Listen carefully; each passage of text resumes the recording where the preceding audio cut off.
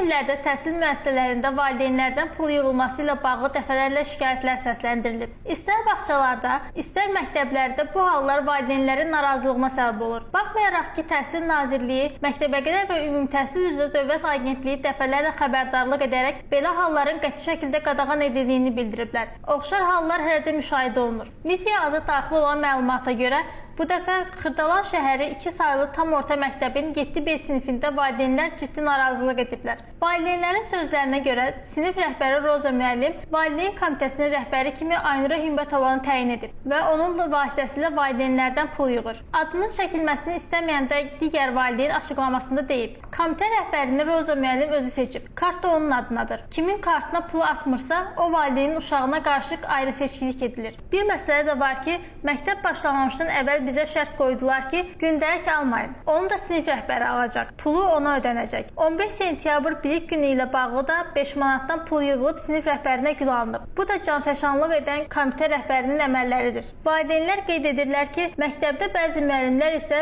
fərdi yığımı üstün tutaraq valideynləri tək-tək pul verməyə məcbur edirlər. Çünki ayrı-ayrılıqda pul veriləndə məbləğ daha da yüksək olur. Sübut üçün qaynar xəttimizə göndərilən valideyn komitəsinin rəhbərinin səslərini sizə təqdim edirik. Yadıma düşdü ki, müəllimlər günü 10 gün qalıb. Səhv eləmirəmsə, keçən il 25-dən yığmışdıq. Bu il 30-dan yığacaq fən müəllimələrinə. Çünki çatmır. Heç olmasa hər fən müəlliməsinə sinif adına 20 manat verir. 30 manatdan yığacaq qızlar. Roza müəllim 20 manat, 10 manat fən müəllimələrinə. Qızlar, bir də ki, burada bir söhbət var. İndi mən sizə deyim də.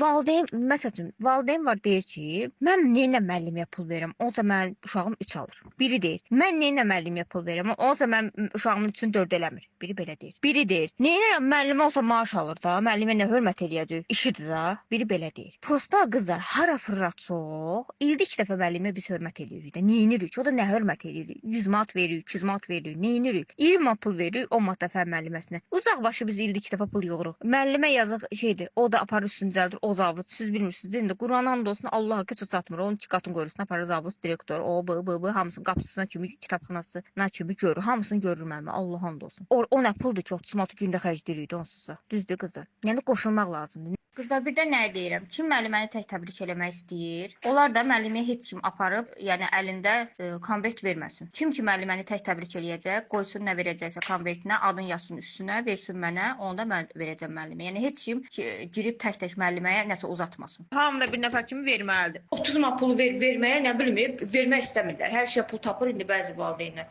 Deməli qızlar, mən müəllimə ilə danışdım indi. Bizim bütün fən müəllimələrinin hamısını müəllimə hesablayıb 300 deməli səhv eləmirəmsə 20 dedi. Ya 20 dedi ya o. Yəni bu qədər pul eləyir fən müəllimələrin pulu. Bir dənə riyaziyyat müəlliməsinə 40 manat pul veriləcək. Başa düşdünüz? Müəllimə deyir ki, bu müəllimlər günüdür də. Yəni 8 mart deyil də. Məsələn tutaq ki, 8 mart olsaydı deyərdim ki, deyirəm yarısını təbrik eləyək, yarısı qalsın. Yəni müəllimlər günündə hamısı təbrik olunmalıdır da. Heç olmasa Roza müəllimədə iştirak eləməyən valideynlər fən müəllimələrində iştirak eləsinlər. Xatırladaq ki, Məktəbəqədər və Ümumi Təhsil üzrə Dövlət Agentliyi də 5 oktyabr Beynəlxalq Müəllimlər Günü ərəfəsində açıqlama yayıb. Açıqlamada vurğulanır ki, müəllimlərə hər hansı maddi və qeyri-maddi hədiyyələrin verilməsi, pul yığılması və oxşar hallara yol verilməsi qəti şəkildə qadağan edilir. Qaydalara əsasən məqsəd təhsil müəssisələrində şəffaflığın təmin edilməsi, valideynlərlə müəllimlər arasında düzgün münasibətlərin qurulması və sağlam iş mühitinin qorunmasıdır. Həm məktəb rəhbərliyi, həm müəllimlər, həm də valideynlər bu məsələdə aktiv olmalı.